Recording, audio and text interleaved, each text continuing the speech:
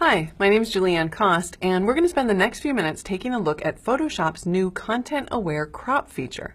There's several tools in Photoshop that use the content-aware technology, such as the patch and the spot healing brush, which can help us retouch our photographs by intelligently filling in areas with computer-generated, content-aware information. Now, with the technology added to the crop tool, we can save as many pixels from the original image when straightening a crooked horizon, for example, and have Photoshop automatically fill in the blank spaces generated by the rotation. So let's see how this works. Here I have an image that I took in Antarctica, and even though we were in a zodiac on still waters, I somehow managed to not get the horizon straight.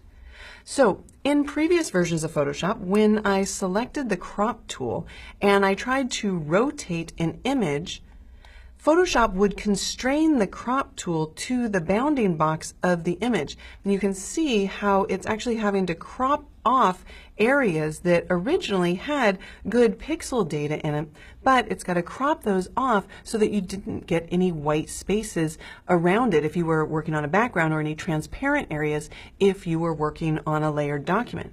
Now, you could always go in and you could change and enlarge the area that was going to be cropped, basically to save those pixels in the past, but like I mentioned, then you would have either these transparent or white areas left over. So now what I can do to save time is enable the content-aware technology. Now when I apply this crop, not only does Photoshop straighten that image and give me all of those original pixels, it's then going to use the content-aware technology in order to fill in all of the edge areas. And we can see that it did just that. Now, if there are any areas that maybe you don't like, maybe you saw a repeating pattern or something, you could always select them with the lasso tool, maybe this little area right here. And then I could use the keyboard shortcut Shift-Delete in order to bring up the Fill dialog box.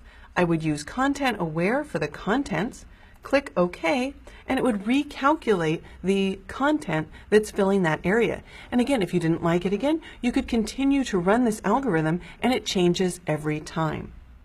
All right, let's move to this other image that I have open. In this case, what I'd like to do is I'd actually like to change the composition a little bit. First of all, I'm going to tap the C key to select the crop tool, but this time I need to put in an aspect ratio. So the client wants this to be a 4:5 aspect ratio. Now, it defaults to 4:5. I actually want 5:4, so I'll tap the X key in order to change the orientation.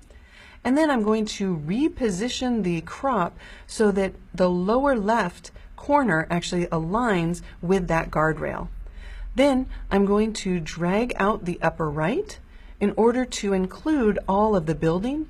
But again, we can see that in order to include the entire building, I actually have to add some area along the top. And although I might be tempted to straighten the horizon a little bit in this image, what is actually happening is there's actually a slope to the ground there, so I'm actually going to rotate it a little bit to the left in order to straighten out the building, even though the ground is actually crooked there. All right, because I have the content-aware technology turned on, when I tap Return or Enter, we can see that Photoshop is going to crop that to the correct aspect ratio. It will add that rotation, and it adds the necessary information in the cloud area in order to fill in those blank areas. So I think you'll see that the new content-aware crop tool can really save us time when working with images such as these. My name is Julianne Cost. Thanks for watching.